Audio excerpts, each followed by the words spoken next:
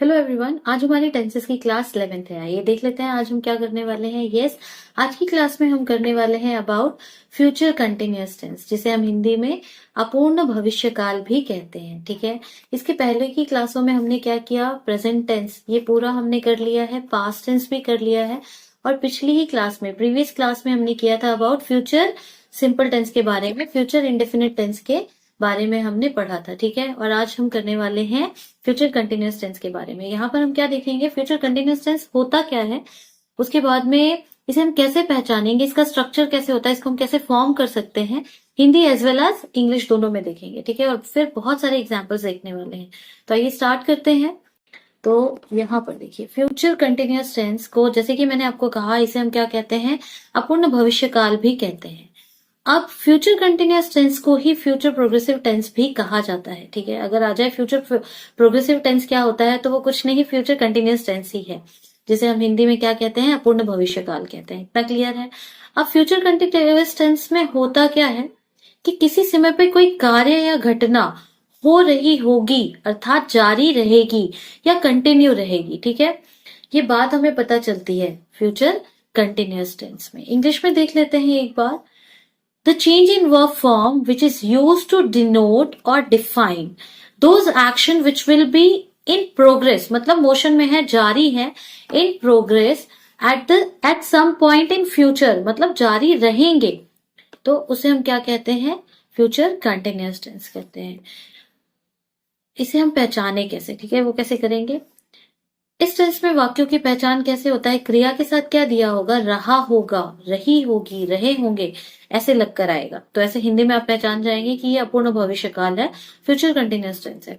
ठीक है, जैसे बस पक्का निकल, जैसे कहते हैं बस पक्का निकल रही होगी, या कल बारिश हो रही होगी, या फिर कल दिल्ली जा रहा होगा। तो ये सारी बात हम फ्यूचर में कह रहे हैं कि हो रहा होगा। ठीक है, तो उसे हम क्या कहते हैं, फ्यूचर कंटिन्यूअस टेंस के ये एग्जांपल्स हैं।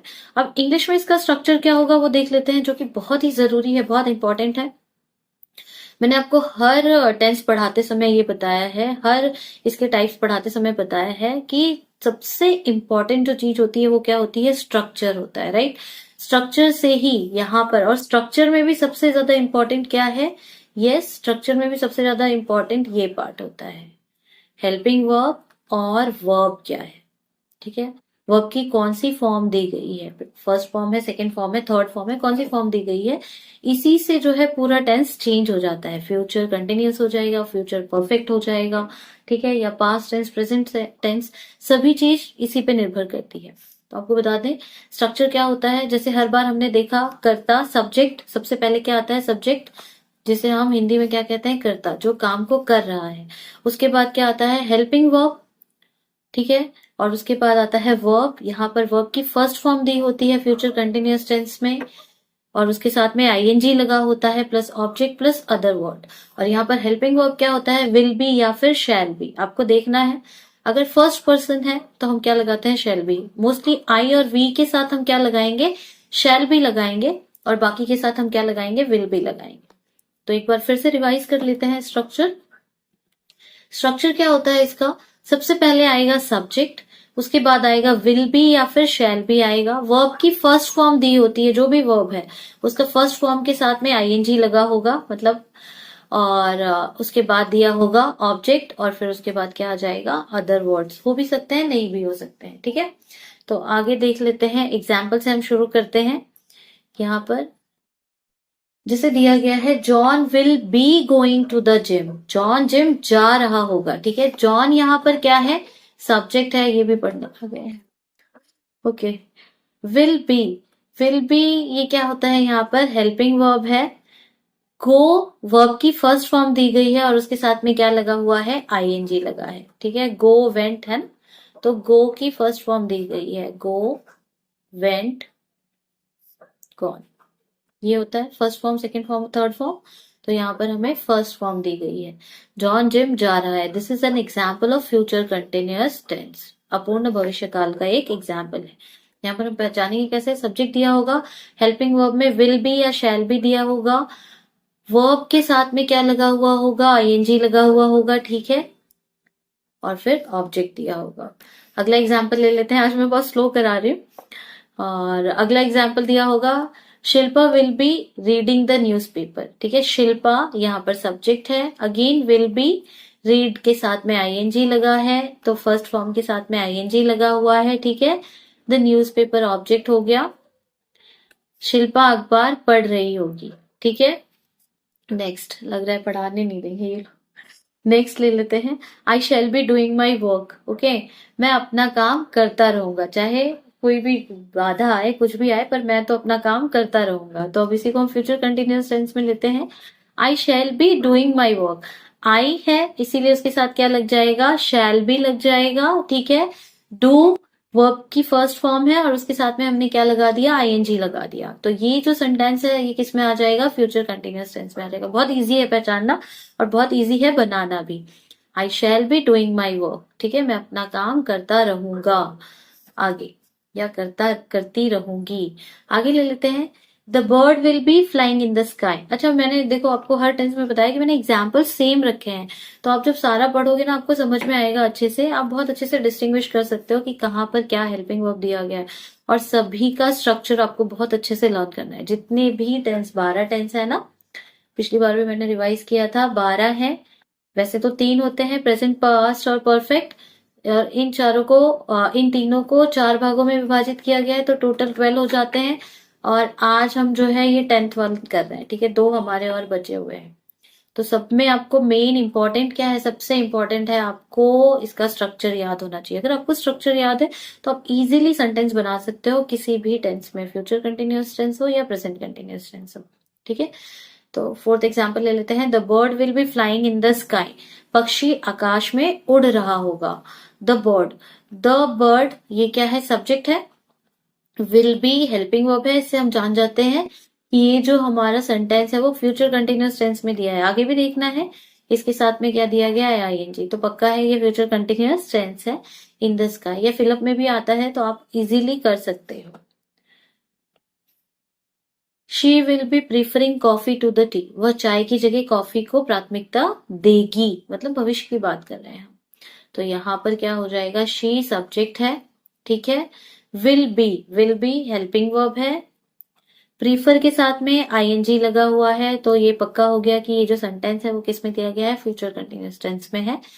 कॉफी टू द टी ये हमारा ऑब्जेक्ट है। ठीक है, तो इतना समझ में आ गया आपको। आगे देख लेते हैं और कुछ एग्जांपल्स देख लेते हैं। Structure, okay fine.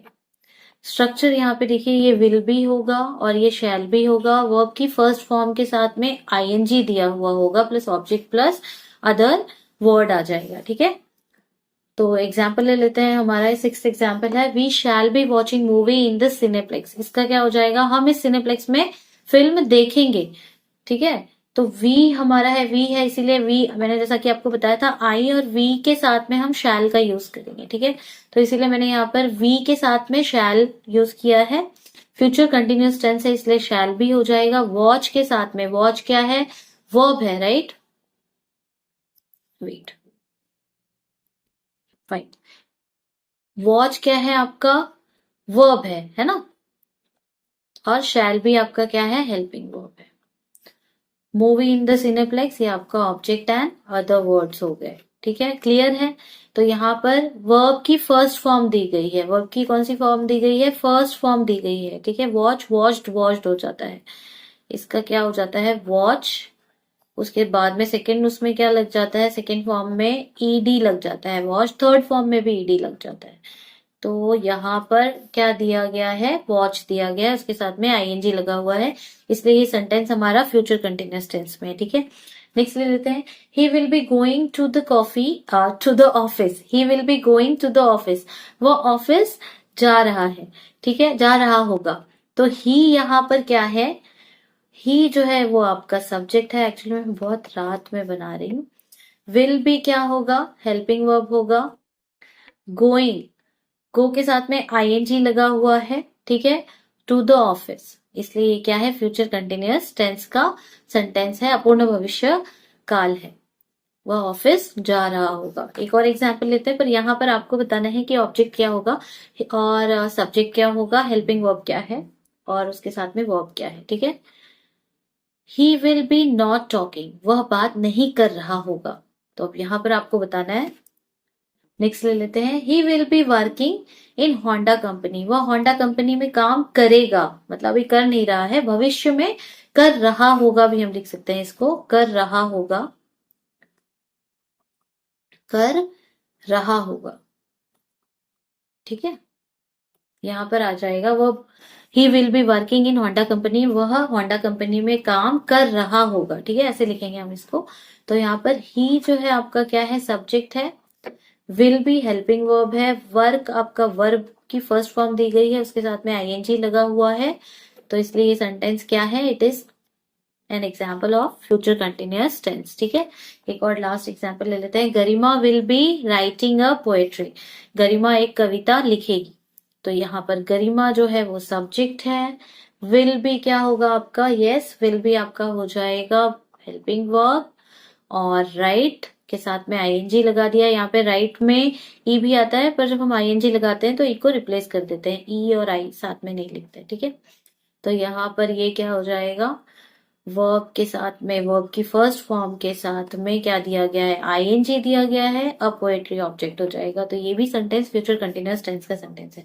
अब आप क्या कर सकते हैं, आपको करना क्या है, कर नहीं सकते, आपको करना क्या है, क्या करना होगा, आपको ऐसे ही 5 सेंटेंस बनाने हैं। ठीक है, 5 सेंटेंस बनाने हैं। नोटबुक आपने नोट्स तो बना ही रहे होंगे, तो उसमें आपको 5 सेंटेंस बनाने हैं और उसको आराम से लिखना है। अच्छा, आपको चेक करवाना है तो आप कमेंट सेक्शन में लिख के मुझे बता दीजिएगा, वहां पर मैं देख लूंगी आपने करेक्ट लिखा है, करेक्ट सेंटेंस बनाया है या फिर नहीं बनाया है। ठीक है, और नोट्स साथ के साथ बनाते रहिए। सपोज अगर आपको नोट्स नहीं बनाना है, आपको मेरा नोट्स चाहिए, तो आप मुझे कमेंट करके बताइएगा, मैं पीडीएफ अवेलेबल करा दूंगी। ठीक है, तो ये होप आपको समझ में आया होगा फ्यूचर कंटिन्यूअस टेंस। अगली क्लास में हम देखेंगे, जो कि हमारी क्लास 12th होगी, और उसमें हम देखेंगे फ्यूचर परफेक्ट टेंस, और फिर एक लास्ट क्लास रह जाएगी।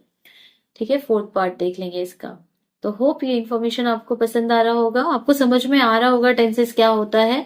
और सारी क्लासों को बहुत ध्यान से देखिए, अच्छे से समझिए, नोट्स बनाइए अच्छे से, क्योंकि खुद के नोट्स से पढ़ना बहुत आसान हो जाता है। जब हम नोट्स बना लेते हैं ना हम, तो हमें समझ में बहुत अच्छे से आता है। तो खुद के नोट्स बनाइए अच्छे से, जो है इसको रिवाइज करिए। और हाँ, please don't forget to like, share and subscribe. Thanks for watching.